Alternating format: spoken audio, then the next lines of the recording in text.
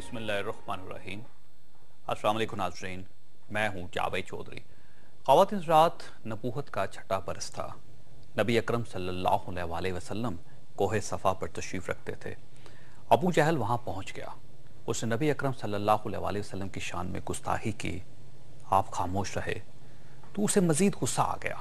उसने पत्थर उठाया और हजूर अकरम सल्लल्लाहु अलैहि वसल्लम के सर मुबारक पर मार दिया। आप ज़ख्मी हो गए, आपके सर से खून बहने लगा। नबी अकरम सल्लल्लाहु अलैहि वसल्लम के चचा हज़रत हमज़ा को खबर हुई तो वो अबू जहल के पास पहुंचे और उसके सर पर इस जोर से कमान मारी कि वो ज़ख्मी हो गया। हज़रत हमज़ा इसके बाद नबी अकरम सल्लल्लाहु अलैहि वसल्लम के पास तशरीफ़ लेकर अर्ज़ की कि भतीजे, मैंने अबू जहल से तुम्हारा बदला ले लिया। नबी अकरम सल्लल्लाहु अलैहि वसल्लम ने फरमाया, चचा जान, मैं ऐसी बातों से खुश नहीं हो सकता। हाँ, अगर आप मुसलमान हो जाएं तो मुझे बहुत खुशी होगी। हज़रत हमज़ा ने उसी वक्त कलमा पढ़ा और मुसलमान हो गए। ख़वातीन हज़रात, हमारा अल्लाह, हमारे नबी और हमारा दीन बदले से खुश नहीं होता। ये उस वक्त खुश होता है जब हम दिल से मुसलमान हो जाते हैं। लेकिन सवाल यह है कि एक मुसलमान दिल से मुसलमान कैसे हो सकता है? आज रमज़ान की 27वीं रात है। आज की रात को लैलतुल कद्र भी कहते हैं। ये रात 1000 रातों से ज़्यादा अफजल होती है। हम आज की रात ये फैसला करने की कोशिश करेंगे कि हम दिल से मुसलमान कैसे हो सकते हैं। हमारे साथ इस वक्त आलम इस्लाम के मशहूर स्कॉलर और मुबल्लिग मौलाना तारिक जमील साहब मौजूद हैं। हम इनसे पूछेंगे कि हम आज की रात अपने दिल को मुसलमान कैसे बना सकते हैं। मौलाना, अस्सलाम वालेकुम। वालेकुम अस्सलाम व रहमतुल्लाहि व बरकातुहू। मौलाना, ये बताइएगा कि एक मुसलमान का दिल कैसे मुसलमान हो सकता है? एक हदीस याद आई। अल्लाह ताला के रसूल सल्लल्लाहु अलैहि वसल्लम से एक शख्स ने पूछा कि या रसूलल्लाह मल इस्लाम, इस्लाम क्या है? तो आपने इरशाद फरमाया, अन तुसल्लिम क़ल्बक लिल्लाह व अन यस्लम अल मुस्लिमून मिन लिसानिक व यदिक, कि तू दिल अपने अल्लाह को दे दे। इस्लाम ये है कि तेरे दिल में अल्लाह के सिवा और कोई ना हो, अल्लाह की मोहब्बत के सिवा और कोई ना हो। ये तो तेरे अंदर की चीज, और बाहर उसका जो ज़ुहूर है वो इस शक्ल में है कि तेरे हाथ और ज़बान से किसी मुसलमान को तकलीफ ना पहुंचे और तू सबके लिए सलामती बनकर रहे। लेकिन मौलाना, आजकल तो मुसलमान के हाथ से मुसलमान ही तंग हो रहे हैं। पाकिस्तान जैसे मुल्क में आप देखिए कितने लोग ज़बह मुसलमानों हो के रहे हैं, हाथों मर तंग रहे हो रहे हैं, ज़बह हो रहे हैं, इसलिए कि वो दिल में वो उस दर्जे का ना ताल्लुक है और ना दीन को। भाई जावेद साहब, हमने सीखा भी तो नहीं, तो सीखने से आता है। सिर्फ मुसलमान के घर पैदा, हम कोई कौम तो नहीं है कि बलोच के घर में पैदा हुआ तो बलोच और पठान के घर में पैदा हुआ तो पठान। हम तो एक मिल्लत और उम्मत हैं जिनका एक जिंदगी गुजारने का खास रास्ता है।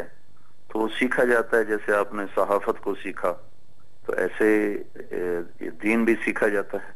वो सीखा नहीं गया, सिखाया नहीं गया। लेकिन दीन के दो पोर्शन है मौलाना। जहाँ तक मैंने इस मज़हब को, अपने मज़हब को सीखने की कोशिश की, उसमें कुछ तो इबादत हैं। हमें नमाज कैसे पढ़ना चाहिए, रोज़ा हमें कैसे रखना चाहिए, उम्रा हमें कैसे अदा करना चाहिए, हज कैसे करना चाहिए। ये सारी इबादत जो मुसलमान इस्लामी मुल्क में रह के अदा करते हैं। लेकिन इसके साथ साथ एक अच्छा इंसान होना, ये भी एक बहुत बड़ी इबादत होती है जिसके लिए तरबियत की बहुत ज़रूरत है। लेकिन अनफॉर्चुनेटली हम सब शक्ल से, हुलिये से, इबादत से तो बड़े मजहबी नज़र आते हैं, लेकिन अंदर से मुसलमान नहीं है। एक अच्छे इंसान, अच्छे मुसलमान नहीं हो सके, क्योंकि मेरा ख्याल ये है कि शायद हमें तरबियत नहीं दी गई। जी, मैं तो वही पहले अर्ज किया ना, तरबियत नहीं हुई। और मैं आपको फिर इस पर पता नहीं रमजान की बरकत है, मुझे वो हदीस मौके की याद आ रही है कि एक तो बात यह है जो आपने शुरू में फरमाई है कि इबादत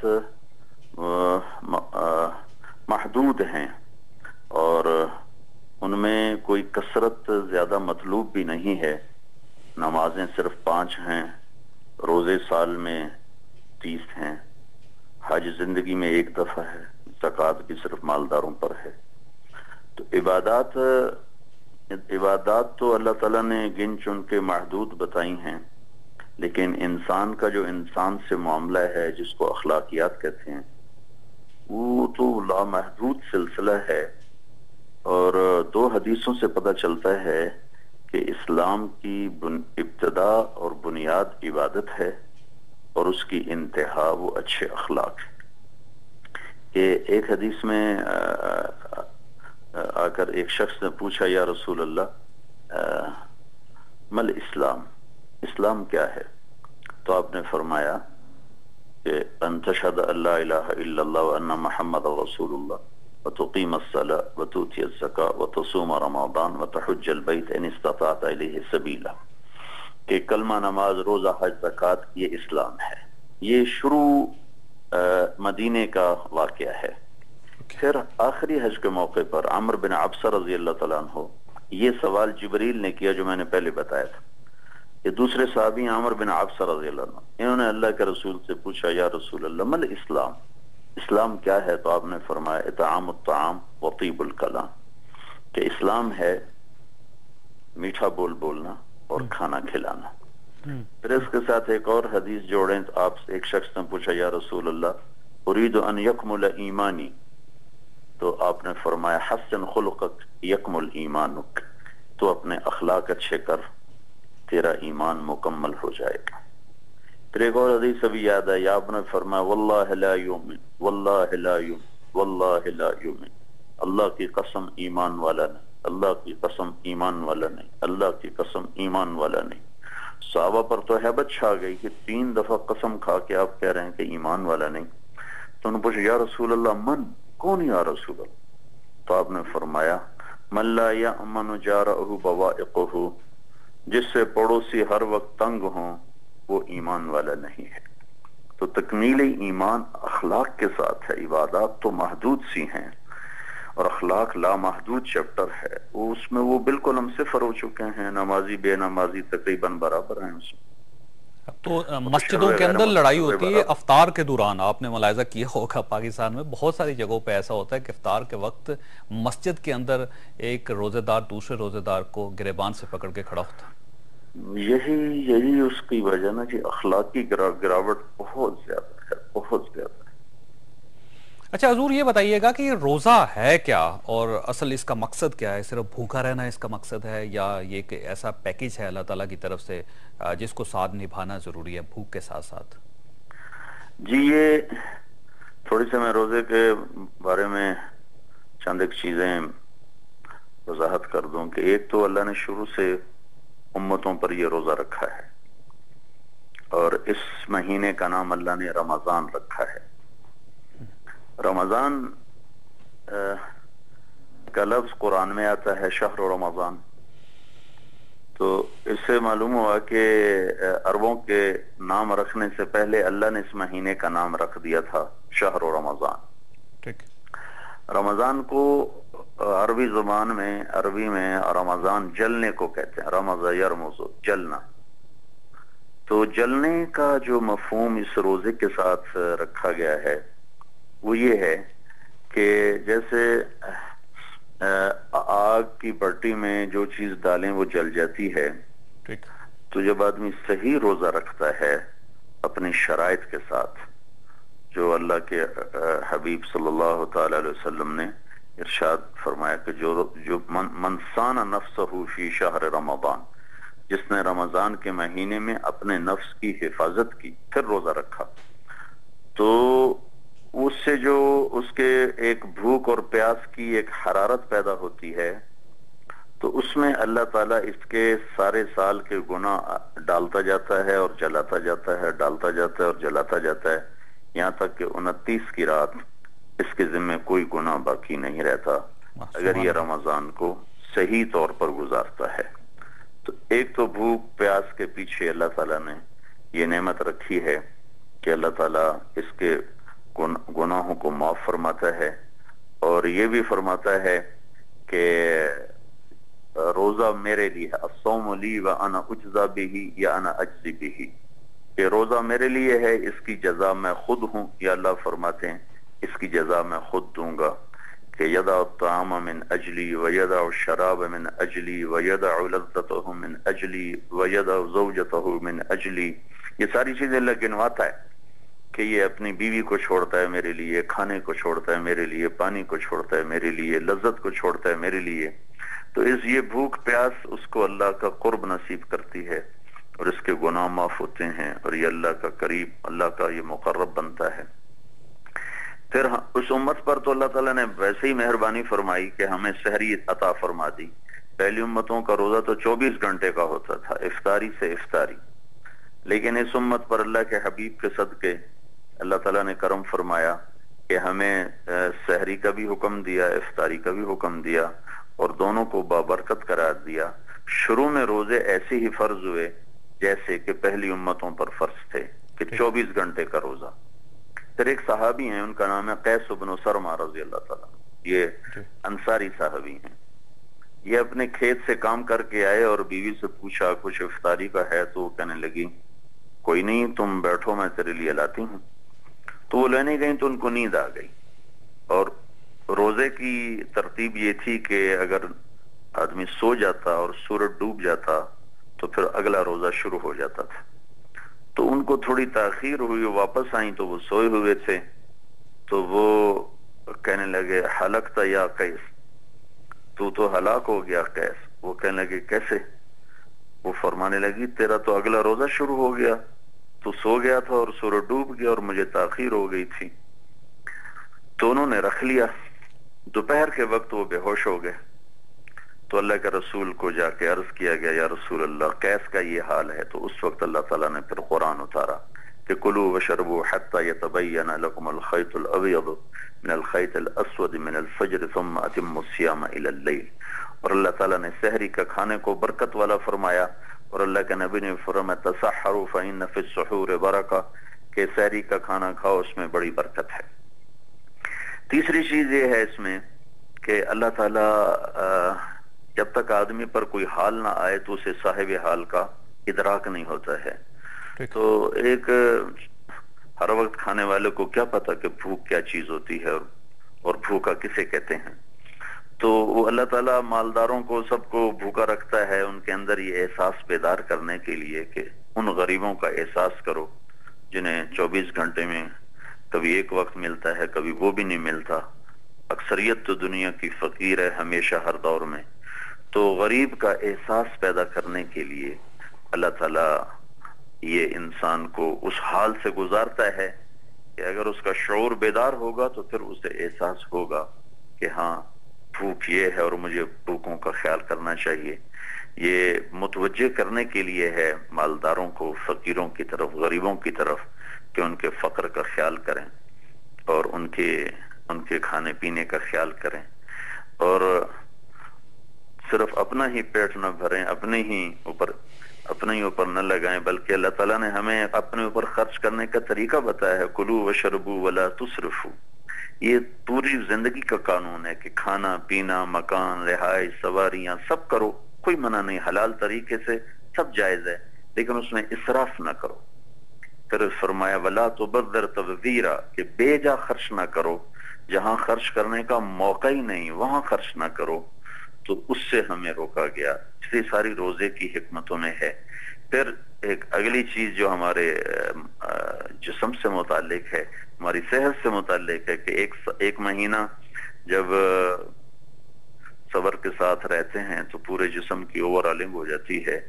یہ الگ بات ہے کہ پاکستان میں سموسے پکوڑے اس کو پھر برابر کر دیتے ہیں، لیکن اگر صحیح طرح سے سحری افطاری ہو تو پورے مہینے میں سارے جسم کے فاسد مادے جل کے ختم ہو جاتے ہیں. اچھا حضور، آپ سے یہ ایک سوال بھی مولانا چھوٹا سا پوچھنا ہے کہ ٹھیک ہے یہ روزہ ہے جیسے آپ نے فرمایا کہ اس میں بھوک بھی ہے، پیاس بھی ہے اور بہت ساری ایسی چیزیں جو ہم پہ حلال ہیں، روزے کے دوران وہ ہم اس کو استعمال نہیں کر سکتے، لیکن کیا صرف یہاں تک محدود ہے یا پھر سوچ بھی تبدیل کرنی ہے، اپنا رویہ بھی تبدیل کرنے ہے، اپنے اندر برداشت بھی پیدا کرنی ہے، اپنے اندر صبر بھی پیدا کرنا ہے، شائستگی بھی پیدا کرنی ہے، کم سے کم منافع کمانا ہے، کیونکہ رمضان کو سیزن کے طور پہ بھی لیا جاتا ہے. لوگ یہ کہتے ہیں کہ منافع کا موسم ہے، اس میں کم چیزیں جو ہم نے کم قیمت میں چیزیں خریدی ہیں اس کو زیادہ قیمت میں بیچنا ہے اور زیادہ سے زیادہ منافع بھی حاصل کرنا ہے. یہ بھی ایک ایسی چیز ہے جس سے ہمارا معاشرہ روز جس کا مطالعہ اور مشاہدہ کرتا ہے. یہ سارے سوال میں نے مولانا آپ سے پوچھنا، لیکن ایک چھوٹی سی بریک لوں گا اور بریک کے بعد مولانا طارق جمیل صاحب کے سامنے یہ سوال رکھیں گے. پروگرام میں دوبارہ خوش آمدید. خورشید مولانا طارق جمیل صاحب ہمارے ساتھ موجود ہیں. ان کے سامنے ایک سوال رکھا تھا وقفے سے پہلے. میں نے ان سے عرض کیا تھا کہ کیا صرف بھوک پیاس ہی روزہ ہے یا پھر اس کے اندر ایک شائستگی بھی ہونی چاہیے، برداشت بھی ہونی چاہیے، صبر بھی ہونا چاہیے، منافع خوری کے طور پہ بھی اس مہینے کو استعمال نہیں کرنا چاہیے. مولانا یہ آپ فرمائیے گا کہ یہ تو ٹھیک ہے ہم نے بھوک تو برداشت کر لی، لیکن جو ہمارے اندر امپیشنٹ ہم ہو گئے روزے کے دوران، جس طرح ہم نے لوگوں کے ساتھ لڑنا شروع کر دیا، جس طرح ہم نے منافرت پھیلانا شروع کر دی سوسائٹی میں، جس طرح لوگوں کے ساتھ بدتمیزی کرنا شروع کر دی ہم نے، جس طرح ہم نے زیادہ سے زیادہ منافع کمانا شروع کر دیا اس مہینے میں، اس کو ہم کہاں پہ رکھیں گے؟ اس پر بھی مجھے ایک حدیث یاد آئی. یہ لمبی حدیث ہے، میں اس میں سے آپ کے سوال کے جو مطابق ہے 2-3 جملے وہ میں آپ کو سناتا ہوں. یہ سلمان فارسی رضی اللہ تعالیٰ عنہ اس حدیث کو روایت فرماتے ہیں کہ اللہ کے رسول صلی اللہ تعالی علیہ وسلم نے اس مہینے سے پہلے خطبہ دیا، تو اس کے میں 2-3 الفاظ آپ کے سوال کے مطابق. ضرور. تو آپ نے فرمایا هو شهر الصبر والصبر ثوابه الجنہ وشهر المواساة. یہ 2 باتیں آپ نے اس میں فرمائی. حدیث لمبی ہے کہ آپ نے فرمایا کہ یہ صبر کا مہینہ ہے. تو ہمیں صبر سکھاتا ہے. جب میں روٹی نہیں کھا رہا ہوں حلال ہے، پانی نہیں پی رہا ہوں یہ حلال ہے، تو میں حرام سے اس سے زیادہ اعلیٰ درجے پر بچوں. اور جب میں اپنے گھر میں بیٹھ کر نہیں کھا رہا ہوں تو میں ایسے ہی کسی کے ساتھ لڑائی جھگڑے سے بھی بچوں. شہر المواسات، یہ غمخواری کا مہینہ ہے. یہ ذخیرہ اندوزی اور ریٹ بڑھانے کے سارے بالکل خلاف اللہ کے حبیب کی یہ بات جا رہی ہے کہ آپ نے فرمایا یہ تو غمخواری کا مہینہ ہے اور ایک دوسرے کے ساتھ ہمدردی کا مہینہ ہے، ایک دوسرے کے دکھ درد بانٹنے کا مہینہ ہے، نہ کہ اس میں چیزوں کے ریٹ بڑھا دیے جائیں اور منافع کمایا جائے. وہ تو منافع نہیں ہے، وہ تو آخرت میں پتہ چلے گا. اس لیے تو اللہ نے حساب کتاب آگے رکھا ہے یا نہیں رکھا وہ اس کے لیے آگے کا دن آ رہا ہے. تو اس میں تو 2 چیزیں خاص طور پر آپ نے ارشاد فرمائی کہ یہ صبر کا مہینہ ہے اور صبر کا بدلہ جنت ہے، اور یہ غمخواری کا مہینہ ہے، ایک دوسرے کے حال لینے کا مہینہ ہے. تو وہ ہماری اس کے لحاظ سے تربیت نہیں ہے، تو وہ ہر چیز کو بس. اچھا، یہ جو رمضان میں اشراف کیا جاتا ہے مولانا آپ کہ جیسے کہ پاکستان میں پچھلے 11 مہینوں میں اتنا بیسن استعمال نہیں ہوتا، اتنا گھی استعمال نہیں ہوتا، اتنے مرچ اور مسالے استعمال نہیں ہوتے جتنے رمضان کے مہینے میں ہو جاتے ہیں، اور اتنی چینی استعمال نہیں ہوتی 11 ماہ میں جتنی اس مہینے میں ہو جاتی ہے. تو یہ تو ایک اسراف کی ایک عجیب و غریب سی صورتحال ہوتی ہے پاکستان میں. اس کو ہم کیسے کنٹرول کریں؟ سموسے پکوڑے نہ بنائے تو ان کی صحت بہت اچھی ہو جائے، لیکن وہ عید کے بعد لوگ زیادہ بیمار ہو رہے ہوتے ہیں کہ بے ہنگم اور بے پناہ کھاتے ہیں. اور اب تو بعض اوقات ایسے محسوس ہوتا ہے کہ جب تک آپ کے سامنے پکوڑا نہیں ہوگا یا سموسا نہیں ہوگا آپ افطاری نہیں کر سکیں گے، آپ کی افطاری مکمل نہیں ہوگی. جی. اور سب سے زیادہ مساجد کے اندر آپ نے دیکھا کہ بڑی بڑی افطار، وہاں پہ افطار ڈنرز ہوتے ہیں مسجد میں اور صفیں لگا دی جاتی ہے، اور سب سے زیادہ اسراف وہاں پہ ہوتا ہے پکوڑوں اور سموسوں کا، بلکہ بعض اوقات ایسے لگتا ہے جیسے ان کی بے حرمتی ہو رہی ہے. جی بالکل صحیح. اچھا مولانا یہ فرمائیے گا کہ آج کی رات تو بڑی امپورٹنٹ ہے اور اللہ تعالیٰ نے آج کی رات کو 1000 راتوں کے برابر قرار دیا ہے، تو آج کی رات کیا کرنا چاہیے ہمیں؟ کیسے ہم اللہ تعالیٰ کی بارگاہ میں حاضر ہوں؟ اس میں تھوڑی سی ایک وضاحت تو میں یہ کرنا چاہوں گا کہ اللہ تعالیٰ نے شب قدر کو یہ ان پاک راتوں میں ایک رات کو متعین کیا ہے، 27 کے ساتھ خاص نہیں ہے. 27 بھی ہو سکتی ہے، 29 بھی ہو سکتی ہے، 21 بھی ہو سکتی ہے، 23 بھی ہو سکتی ہے، 25 بھی ہو سکتی ہے. اور عجب بات یہ ہے کہ اللہ کے محبوب صلی اللہ علیہ وسلم کی مشہور حدیث ہے کہ آپ شب قدر متعین ہو کر اتری اور آپ بتانے کے لیے مسجد میں تشریف لائے تو کچھ لوگ آپس میں جھگڑ رہے تھے. تو اللہ کے نبی نے ارشاد فرمایا کہ مجھے شب قدر بتائی گئی تھی، لیکن تمہارے جھگڑے کو ناپسند فرما کے اللہ نے اس کی تعین کو اٹھا دیا. اب اسے ان 5 راتوں میں تلاش کرو، 21، 23، 25، 27، 29. اور علماء کی یعنی رائے اس میں بازے کی ہے کہ وہ 27 ہوتی ہے، لیکن جو جمہور علماء ہیں ان کے نزدیک یہ 5 راتوں میں سے کوئی ایک رات ہو سکتی ہے. ٹھیک. یہ اس کے شان نزول یہ ہے کہ ایک دفعہ آپ نے ارشاد فرمایا کہ بنو اسرائیل کے 4 مجاہدین تھے جنہوں نے 80 سال اللہ کے راستے میں جہاد کیا. ٹھیک. تو اس پر صحابہ غمگین ہوئے اور عرض کرنے کے یا رسول اللہ ہماری تو عمر بھی 80 سال نہیں ہوتی، تو ہم تو ان کو نہیں پہنچ سکتے. تو ابھی وہ مجلس برخاست نہیں ہوئی تھی کہ اللہ تعالیٰ نے یہ سورت اتاری، انا انزلناہ فی لیلۃ القدر وما ادراک ما لیلۃ القدر لیلۃ القدر خیر من 1000 شہر، کہ ہم نے تمہیں عمر تو تھوڑی دی لیکن ایک رات تمہیں ایسی دے دیتے ہیں جو 1000 مہینوں سے بھی بہتر ہے. تو وہ 83 سال سے بھی اوپر چلا جاتا ہے. ٹھیک. تو اس میں اللہ کے محبوب صلی اللہ تعالی علیہ وسلم کا ارشاد مبارک ہے کہ اس میں یہ جو شب قدر میں جو کھڑا ہوگا نماز کے لیے یا بیٹھے گا تلاوت کے لیے یا ذکر کے لیے یا دعا کے لیے، تو اللہ تعالیٰ اس کے پچھلے سارے گناہ معاف فرما دے گا. اور ایک لمبی حدیث ہے، اس کا میں آخری حصہ آپ کی خدمت میں عرض کرتا ہوں. ایک تو ہر رات رمضان کی اللہ کی طرف سے یہ اعلان ہوتا ہے کوئی مانگنے والا ہو تو میں عطا کروں، کوئی توبہ کرنے والا ہو تو میں اس کی توبہ قبول کروں، کوئی بخشش کا چاہنے والا ہو تو میں اس کی بخشش کروں. کوئی ہے جو غنی کو قرضہ دے، جو غنی پورا پورا دینے والا ہے اور جس غنی کے خزانوں میں کمی کوئی نہیں ہے. کوئی ہے جو اللہ کو قرضہ دے. تو یہ مہینہ تو اوروں پہ خرچ کرنے کا ہے، نہ کہ پیسے جوڑنے کا ہے. تو اللہ تبارک و تعالی ہر رات لاکھوں انسانوں کو جہنم کی آگ سے نجات عطا فرماتا ہے. اور جب لیلۃ القدر آتی ہے تو پھر اللہ تعالیٰ جبریل کو فرماتے ہیں کہ تم فرشتوں کو لے کر زمین پہ اتر جاؤ. تو وہ ایک جھنڈا لے کر آتے ہیں سبز رنگ کا، اسے وہ بیت اللہ کی اوپر گاڑ دیتے ہیں اور اپنے پروں کو پوری دنیا پر پھیلا دیتے ہیں، اور مشرق سے مغرب تک پوری دنیا جبریل کے پروں تلے ڈھانپ دی جاتی ہے. پھر جبریل ملائکہ سے فرماتے ہیں کہ تم جاؤ ساری دنیا میں پھیل جاؤ، جو کھڑا ہوا ہے اللہ کو یاد کر رہا ہے، جو بیٹھا ہوا ہے اور اللہ کو یاد کر رہا ہے، جو نماز پڑھ رہا ہے، جو ذکر کر رہا ہے، جو تلاوت کر رہا ہے، جو دعا کر رہا ہے، اس کی دعا پر آمین کہو، اس کے ساتھ جا کے مصافحہ کرو. تو سارے فرشتے پوری دنیا میں پھیل جاتے ہیں. مولانا یہاں پہ وقفے کا وقت ہے، آپ کی قطع کلامی کر رہا ہوں، لیکن اس بات کو یہیں سے دوبارہ استوار کریں گے. واسطے ایک چھوٹی سی بریک کے بعد دوبارہ حاضر ہو رہے ہیں. پروگرام میں دوبارہ خوش آمدید. خواہشات مولانا طارق جمیل صاحب ہمارے ساتھ موجود ہیں. آپ ان کی گفتگو سن رہے تھے. مولانا وہیں سے سلسلے کو جوڑتے ہیں جہاں پہ یہ بات منقطع ہو گئی تھی. اور جو لوگ نصیب والے اس رات میں جاگ رہے ہوتے ہیں، کوئی ذکر میں ہے، کوئی تلاوت میں ہے، کوئی دعا میں ہے، کوئی نماز میں ہے، تو وہ ان کی دعاؤں پر آمین بھی کہتے ہیں اور ان سے مصافحہ بھی کرتے ہیں غیر محسوس طریقے سے. کہ جب صبح صادق ہوتی ہے اور سحری کا ٹائم ختم ہوتا ہے تو پھر جبریل فرماتے ہیں الرحیل الرحیل، چلو بھائی واپس چلو واپس چلو. تو پھر وہ کہتے ہیں یا جبریل ما صنع ربنا فی حوائج المؤمنین من امت محمد.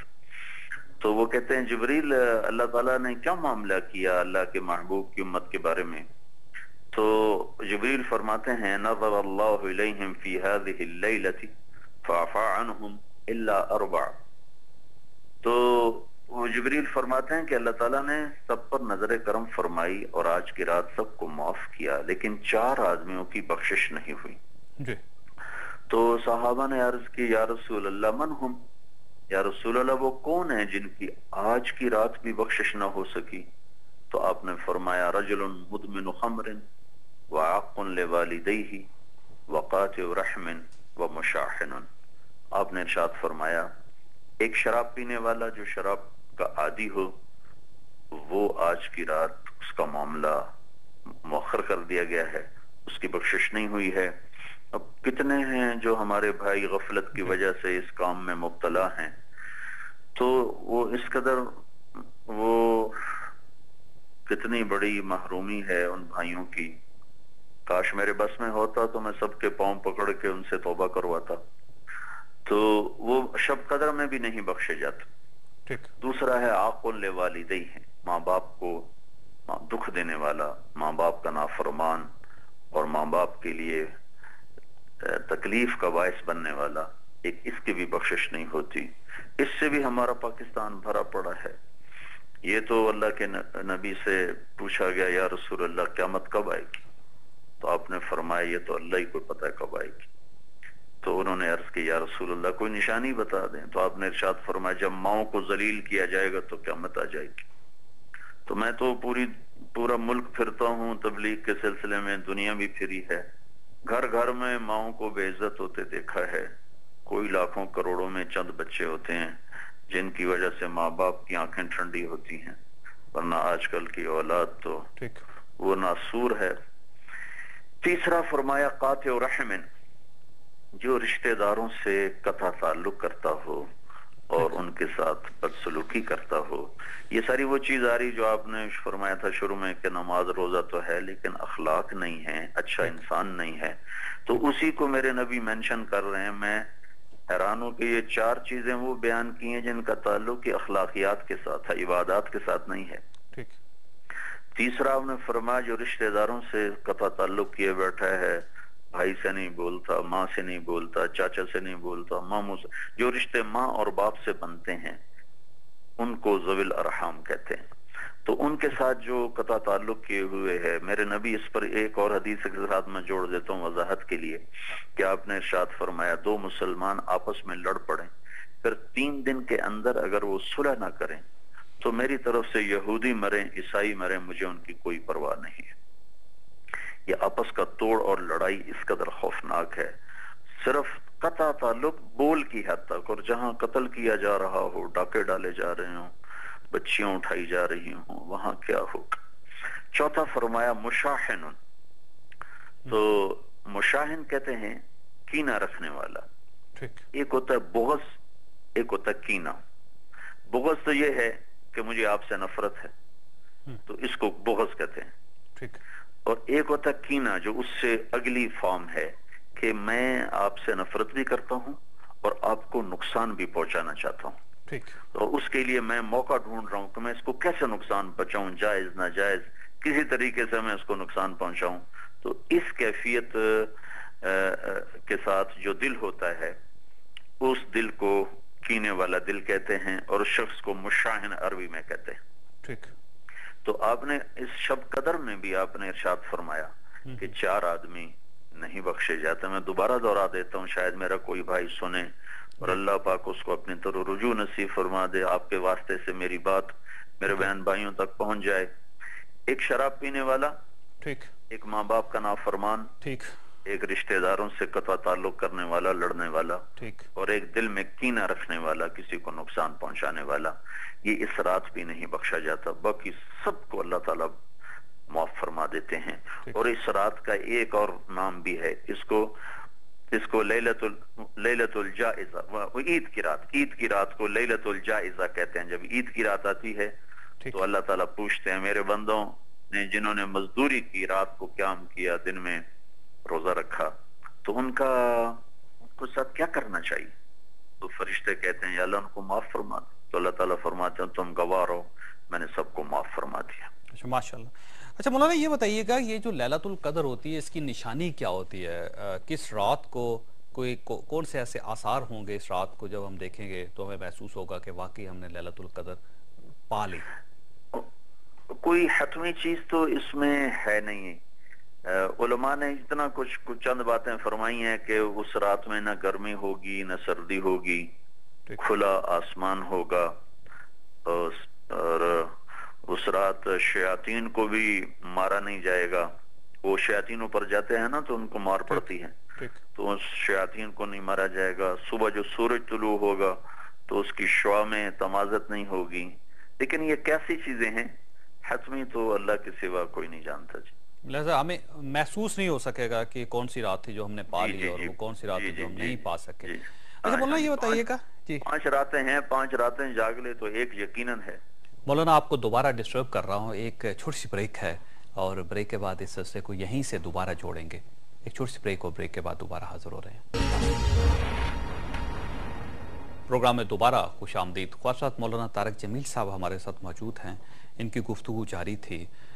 مولانا آپ سے ایک چھوٹا سا سوال یہ ہے کہ جس قسم کے پاکستان کے حالات ہیں، ہم معاشی طور پہ بدحال ہو رہے ہیں، اخلاقی طور پر ہم گراوٹ کا شکار ہیں، باہر جو ہمارے دشمن ہیں وہ ان کا غلبہ تیزی سے بڑھتا چلا جا رہا ہے، ہم آپس میں منافرت کا شکار بھی ہیں، اور جس قسم کی صورتحال پورے ملک میں آپ کو دکھائی دیتی ہے، اس کے بعد ہم کیا کریں ایسا کہ جس سے ہم اللہ تعالیٰ کو راضی کر لیں اور ہمارے مسائل ختم ہو جائیں یا کم ہو جائیں؟ کیا کرنا چاہیے ہمیں؟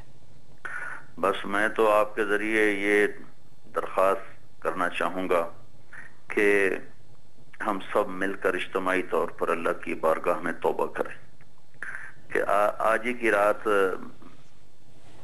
یہ ملک ہمیں ملا تھا جی،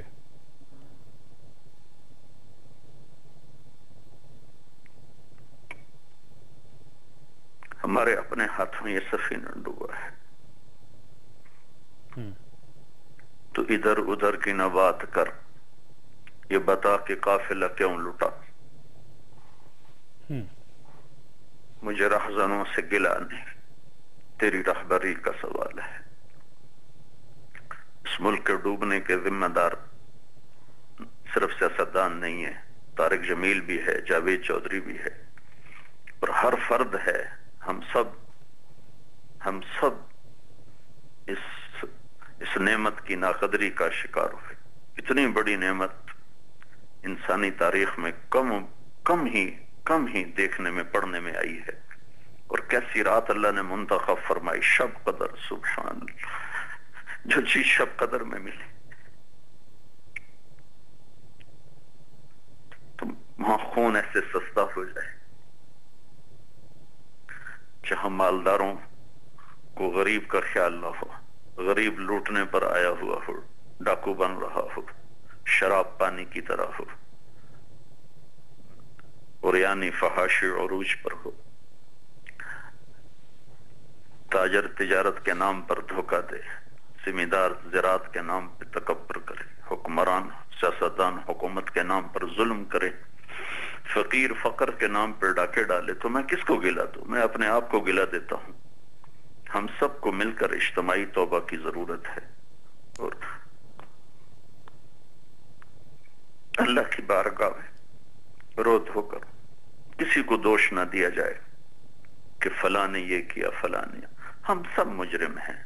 ہم سب مل کر اپنے رب کی بارگاہ میں توبہ کریں کہ یا اللہ ہمیں معاف فرما دے. اس کا فرمان ہے ان ینصرکم اللہ فلا غالب لکم، جب میں تمہاری مدد کے لیے آؤں گا پھر کوئی تم پہ غالب نہ آ سکے. وَإِن يَخْذُلْكُمْ فَمَنْ ذَا الَّذِي يَنْصُرُكُمْ مِنْ بَعْدِهِ، اور میں ہی تمہیں چھوڑ دوں پھر کون ہے جو تمہاری مدد کرے گا؟ تو اللہ کو پکاریں، اللہ کے دربار میں جھکیں، توبہ کریں، معافی مانگیں. سارے تمام طبقات، میں کسی طبقے کو دوش نہیں دیتا ہوں، چونکہ ہم سب کے سب اللہ کے نافرمان ہو چکے ہیں. ما اصابکم من مصیبت فبما کسبت ایدیکم، جو تم پہ مصیبت آئی ہے تمہارے اپنے ہاتھوں کی کمائی ہوئی ہے. تو ہمیں اس خوبصورت خطے کو اللہ نے دیا تھا کہ ہم اسے جنت کا ٹکڑا بناتے، الفت و محبت کے گیت گائے جاتے، لیکن یہاں تو ہر شے ہی بساط ہی الٹ گئی، نفرت ہی نفرت، آگ ہی آگ. تو کس کو گلا؟ تو دل کے پھپھولے جل اٹھے سینے کے داغ سے، اس گھر کو آگ لگ گئی گھر کے چراغ. فلاں نے یہ کر دیا، فلاں نے وہ کر دیا. ٹھیک ہے کیا ہوگا، لیکن ہم نے بھی بہت کچھ کیا ہے. ہم سب کو توبہ کی ضرورت ہے. میں اپنے سورے 18 کروڑ بہن بھائیوں سے ہاتھ جوڑ کے اپیل کرتا ہوں کہ ایک دوسرے کو برا بھلا کہنا چھوڑ کر اپنے عیب تلاش کریں اور اللہ کی بارگاہ میں آج کی رات توبہ کریں، معافی مانگیں۔ لوجد اللہ توابا الرحیم، میرا رب فرماتا تم توبہ تو کرو، پھر تم دیکھنا کہ میں کیسے آتا ہوں اور کیسے تمہیں اپنی رحمت کی چادر میں چھپاتا ہوں۔ تو میرا تو آپ کے ذریعے سے یہ پیغام ہے کہ ہم سب اللہ کی بارگاہ میں توبہ کریں۔ جی اچھا مولانا، کیونکہ وقت ختم ہو رہا ہے، پروگرام کا آخری لمحات ہیں، میں یہ چاہوں گا کہ آج کی مقدس رات میں ہم سب مل کے اللہ تعالیٰ سے دعا کریں اور آپ اس دعا میں اس ملک کے تمام شہریوں کو شامل کریں۔ خواص مولانا طارق جمیل صاحب کی آواز میں دعا ملاحظہ کیجیے اور آپ ان کے ساتھ شامل ہو جائیے۔ جی مولانا فرمائیے۔ بس دعا میں سارے دعا کریں بھائی جاوید صاحب، میرے اکیلے کا کچھ نہیں ہے، آج سب دعا کریں اللہ کی بارگاہ میں۔ آج میں تو اللہ کی بارگاہ میں کیا عرض کروں کہ آپ کیسی رات اللہ نے ہمیں یہ ملک دیا اور کیا اس کے ساتھ ہوا ہے۔ اللہم لک الحمد کما انت اہلہ فصلی علی محمد کما انت اہلہ وفعل بنا ما انت اہلہ انکا اہل التقوی و اہل المغفرہ۔ اے رب کریم، اے دو جہان کے مالک، اے محمد مصطفیٰ صلی اللہ علیہ وسلم کے مالک، ہم تیرے غلام، تیرے بندے، تیری دی ہوئی نعمت کی ناقدری کی، تو نے 27 کی رات ہمارے لیے نصیب کا دروازہ کھولا، یہ ملک ہمارے لیے بنایا۔ میرے مولا، میرے آقا، ہم نے اس نعمت کی ناقدری کی، ہم آج تیری بارگاہ میں اجتماعی طور پر معافی مانگتے، یا اللہ ہمیں معاف فرما دے۔ ہم تیرے بھی مجرم ہیں، تیرے محبوب کے بھی مجرم ہیں، اور ان 6 لاکھ انسانوں کے بھی مجرم ہیں جو راوی میں بہ گئے، جو ستلج میں بہ گئے، جو چناب میں بہ گئے، جو کرپانوں کا شکار ہو گئے، لاکھوں بیٹیوں کی عزتیں نیلام ہوئیں۔ یہ کل قیامت کے دن میرے مولا ہمیں پکڑیں گے کہ ہم نے یہ خطہ اس لیے تو نہیں جانے دی تھی کہ تم یہاں یہ سب کچھ کرتے۔ یا اللہ، نہ ہم انہیں جواب دے سکیں گے، نہ تیری بارگاہ میں جواب دے سکتے، نہ تیرے حبیب کو جواب دے سکتے۔ ہم مجرم ہیں، ہمیں اپنے دریائے کرو، اپنے حبیب کے صدقے معاف کر۔ ہماری جو ہمارے سیاستدان بھی، ہماری فوج بھی، ہمارے حکمران بھی، ہمارے عوام بھی، ہم سب تیری بارگاہ میں آج توبہ کرتے۔